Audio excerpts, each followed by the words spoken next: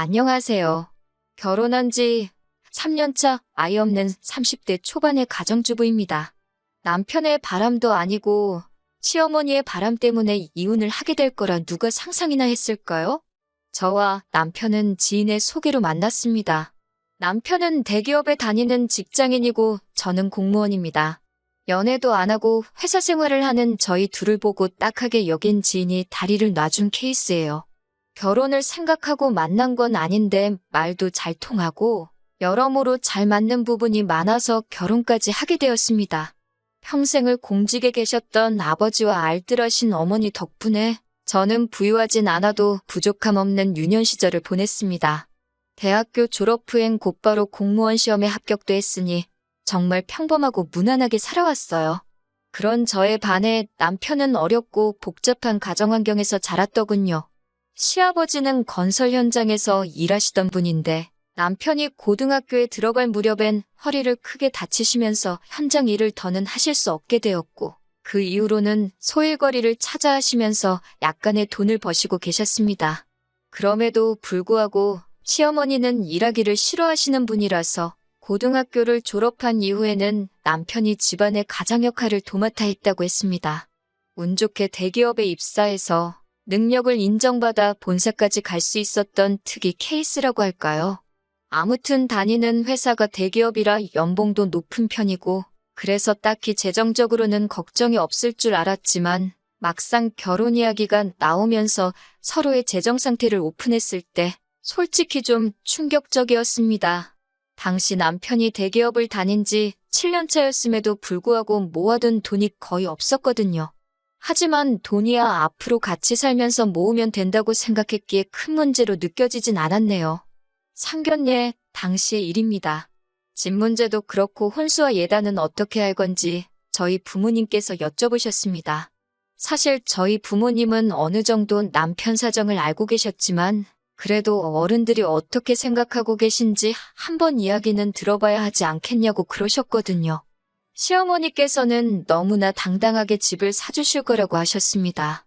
저나 남편이나 생각지도 못한 이야기였기에 깜짝 놀랐지요. 그 이야기를 들으신 저희 부모님도 그렇게 해주시면 저희도 혼수와 예단은 집에 맞춰서 해서 보내시겠다고 그러시더군요. 그렇게 상견례를 마치고 이틀 뒤에 남편을 만났습니다. 남편 얼굴이 안 좋기에 무슨 일이라도 있냐고 물으니 집 때문에 그런다고 하더라고요. 그래서 무슨 일이냐고 못해주신다고 그러시냐 물었더니 너무 어이없는 소리를 들었다고 하더군요. 시어머니 말씀이 남편더러 대출을 받아서 집을 사고 저희 집에다가는 그걸 시댁에서 사줬다고 하랬답니다. 그래야 당신 체면이 살고 저희 집에서 받을 거 다 받을 수 있다고요. 그 이야기를 듣는데 어이가 없어서 그럼 그 대출은 어떻게 갚으라고 하셨냐 물으니 그런 이야기는 없으시더래요. 한마디로 일단 저질러 놓으면 별 수 있냐 이거더라고요. 저는 그렇게는 안 된다고 했고 남편도 그럴 생각은 추호도 없다면서 월세로라도 시작하자며 미안하다고 하더라고요. 결국 친정부모님께도 이 사실을 말씀드렸습니다. 그러자 친정부모님도 어이가 없다 하시면서 그럼 허례허식은 다 빼고 하는 대신 작은 전셋집 하나는 당신들이 마련해 주시겠다 하더군요. 대신 앞으로 시어머니에게 휘둘리지 말고 둘이서 열심히 모아가면서 살라고 하셨습니다. 그렇게 저희는 친정의 도움과 약간의 대출을 받아 결혼식을 올렸습니다. 결혼식 당일날 예단도 하나 못 받는 시어머니는 세상 천지에 자기밖에 없을 거라며 아주 팔자가 박복하다고 한탄을 하시더군요. 자기 아들 장가가는 날인데요. 어찌나 푸념을 늘어놓으시던지 들어오던 복도 달아나겠다 싶었습니다. 그래도 결혼식을 올릴 때까지 시어머니가 좀 특이하다고만 생각했지 이렇게 상식밖의 행동을 하시는 분인지는 상상도 못했습니다. 시어머니는 주변 사람들을 무시하고 깔보기가 일쑤였습니다. 가짜 명품으로 온몸을 휘감고 다니시면서 마치 있는 집 사모님 행세를 하는 일이 취미셨지요. 같이 식당에 가면 일하는 사람들한테 어찌나 함부로 대하시는지 같이 앉아있는 제가 낯뜨거워 견딜 수가 없을 정도였습니다. 한 번은 다 같이 고깃집에 갔는데 특정 회사의 막걸리를 찾으시더라고요. 종업원이 없다고 하니까 팁이라며 1,000원을 주시고는 가서 사오라고 하는 거예요. 종업원이 이러지도 저러지도 못하고 쩔쩔매고 있기에 제가 다녀온다고 하니 종업원을 가리키며 손님을 위해 이런 일하라고 저런 것들이 있는 거라며 손님이 왕인 줄 모르냐고 저더러 가만히 있으라고 하시더군요. 종업원은 제가 보기에도 갓 20이나 넘었을까 싶은 어린 친구였어요. 결국 제가 종업원한테 미안하다고 가보라고 했더니 시어머니께서는 제가 당신을 사람들 앞에서 망신줬다면 난리를 치더군요. 결국 남편이 시어머니를 가게 밖으로 모시고 나갔고 저는 종업원을 비롯해 가게 사람들한테 소란을 피워 죄송하다며 몇 번의 사과를 해야만 했습니다. 뉴스에라도 나오는 거 아닌가 며칠을 걱정하며 보냈을 정도예요. 하지만 이뿐만이 아닙니다. 시어머니께서는 키워준 값을 해야 하지 않겠냐며 결혼 직후 저와 남편에게 금전적 요구를 해오셨습니다. 원래 저희는 결혼하고 1년 정도 신혼을 즐긴 뒤 아이를 가질 생각이었어요. 그런데 시어머니가 그 이야기를 듣더니 애 가지면 돈이 얼마나 많이 들어가는 줄 아냐면서 그러면 당신 노후는 어떻게 하냐고 일단 키워준 값부터 갚고 나서 애를 가지라고 하시더군요. 황당하고 어이가 없어서 말도 안 나와서 도대체 얼마를 갚아야 하냐고 물었더니 대기업 취직시켜서 보냈으니 돈 1억은 갚아야 하지 않겠냐고 하시더군요. 저도 남편도 그 말에 아무 말도 잊지 못하고 한마디 대답도 못하고 있는데 옆에서 시아버지께서 당신이 애들한테 해준 게 뭐가 있어서 그런 소리를 하냐며 저희 보고 신경 쓰지 말라고 하셨습니다. 시어머니는 시아버지께 잘난 거라곤 쥐뿔도 없으면서 어딜 나서냐고 매섭게 쏘아붙이시더군요. 그러자 시아버지도 돈 못 버는 당신이 죄인이라며 자리를 피하셨습니다. 그런 시아버지를 보니 마음이 너무 불편하고 속상했습니다. 사실 시아버지는 말수가 많지는 않으셨지만 그래도 늘 저희에게 더 해주지 못해 미안하다 하시고 지난 명절에도 남들 몰래 제 주머니에 10,000원짜리 3장을 찔러 넣어주시면서 얼마 안 되지만 맛있는 거라도 사 먹으라고 하실 정도로 저희를 챙겨주시는 분이시거든요. 아무튼 아버님께서 도와주신 덕분에 키워준 값 이야기는 다시 꺼내시진 않으시더라고요. 시어머니의 막말은 정말 상대를 가리지 않았습니다.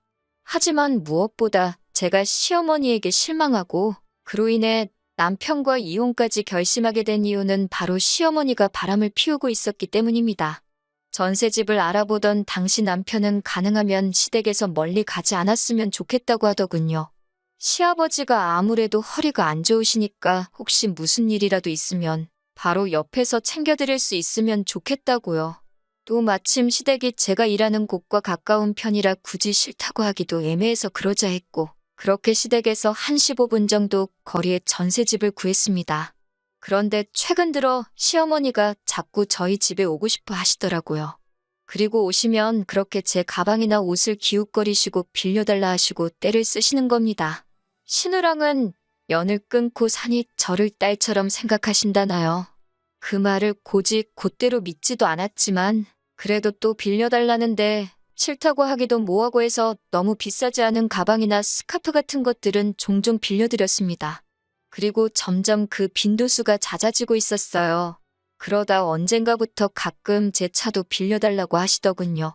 아울렛에 가고 싶은데 차가 없어서 고생이라는 둥 가까운 데서 친구분들과 만나고 싶은데 버스 타고 어느 세월에 가냐는 식이었지요. 안 된다고 하니 그럼 데려다 달라고 하셨고 그건 더 귀찮아서 차라리 차를 빌려드린 건데 그게 화근이었을까요? 하루는 차 안에서 아저씨들이나 쓸 법한 선글라스를 주었습니다. 처음엔 시아버지 건가 생각해서 시댁에 간 날 시아버지께 선글라스를 찾았다며 돌려드렸어요. 그런데 시아버지께서 당신 물건이 아니라고 하시더라고요. 어머님이 제 차를 쓰신 다음 날에 차에서 찾았다고 말씀드렸더니 시어머니께서 약간 당황한 듯한 표정으로 아니라는데 뭘 그러냐며 당신이 버린다고 가져가시더라고요. 그때까진 저도 별로 대수롭지 않게 생각하고 있었어요. 그리고 한 이틀쯤 지나서 운전을 하고 있었는데 가벼운 접촉사고를 당했습니다. 그래서 블랙박스를 확인하게 되었는데 거기에는 생각지도 못한 대화 내용이 녹음되어 있었습니다. 시어머니와 어떤 남자분의 목소리였는데 기록을 보니 하루 이틀 있었던 일이 아니더군요. 대화 내용과 동선을 맞춰보니 둘이서 입에 담기도 민망한 곳도 가신 것 같았어요. 이 일을 남편에게 말을 해야 하나? 아는 척을 하는 게 맞나? 아니면 나만 가슴에 묻고 지나가면 되는 일 아닌가? 저 혼자 몇 날 밤을 고민하고 걱정했습니다. 그렇게 속절없는 날들이 지나던 중 주말이란 남편과 모처럼 영화관에 가려는데 시어머니로부터 전화가 걸려왔습니다. 받아보니 시아버지께서 갑자기 쓰러지셔서 병원에 와 있다고 하시더군요. 그래서 저희도 얼른 차를 돌려 병원으로 향했습니다. 시아버지는 집에서 뇌졸중이 와서 쓰러지신 것이었어요. 다행히 발견이 빨랐던 편이라 아무런 문제가 없었지만 몸 오른쪽에 마비가 오면서 결국 거동이 어려워지셨습니다. 말로는 또 언제 위기가 올지 모르니 모든 가족들이 잘 돌봐드리라고 하더군요. 그때부터였습니다. 시어머니는 당신은 병수발 못 든다며 무조건 저에게 들라고 하더라고요. 다른 집들은 그런 일은 다 며느리가 한다면서 제가 벌어봤자 얼마나 버냐고 그럴 정신으로 시아버지나 돌보고 이참에 들어와 살림이나 하라고 하시더군요. 제가 그게 무슨 소리냐고 어머님도 건강하시고 남편도 있는데 왜 제가 병수발을 드냐고 하니 남편이 자기가 저보다 돈을 더 많이 버니까 당연히 제가 해야 된다더군요. 저는 말도 안 되는 소리들 좀 하지 말라고 일단 다들 이성적으로 생각을 해보자고 했습니다. 그리고 이튿날 시어머니가 저와 남편에게 할 이야기가 있다며 연락을 해오셨습니다. 시어머니는 시아버지와 헤어지고 새로운 사랑을 찾아 떠나겠다고 하셨습니다. 이른을 바라보는 분이 그렇게 말씀하시니 어이도 없고 기가 차더군요. 제가 그분이랑 새로 살림이라도 차리려고 하시냐니까 시어머니가 흠칫 놀라더군요. 남편이 그게 무슨 소리냐고 묻길래 블랙박스에 다 찍혔더라고. 어떤 신사분하고 여기저기 놀러 다니시고 이미 아버님 저렇게 되시기 전부터 할 일 못할 일 다 하시고 다녔다고 전부 다 말해버렸어요. 그러자 남편은 제가 생각지도 못한 반응을 보였습니다. 아니 무슨 딸이 사윗감 데려온 것도 아니고 자기 어머니가 아버지 몰래 다른 남자를 만나고 있다는 소린데 그분은 뭐 하시는 분이냐 같은 걸 물어보면서 호구조사를 하고 있더라고요. 그렇게 둘이서 한참을 대화를 주고받더니 시어머니더러 그럼 이혼하고 새 출발하라고 하더라고요. 당신 지금 제정신이냐고 어떻게 얘기가 그렇게 돌아가냐고 했더니 집에 돈 있는 사람 하나라도 있으면 편하지 않겠냐며 자기는 이제 자기 부모 뒷바라지 하는데 지쳤다고 그러는 거예요.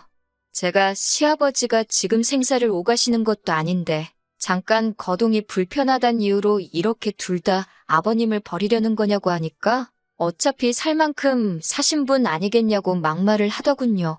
아무리 허리 다치면서 경제력도 잃고 가족들 고생시킨 아버님이라지만 자기 아버지가 몸이 불편하다고 저렇게 내팽개치는 남자가 다른 사람도 아니고 내 남편이었다는 사실에 소름이 다 끼쳤습니다.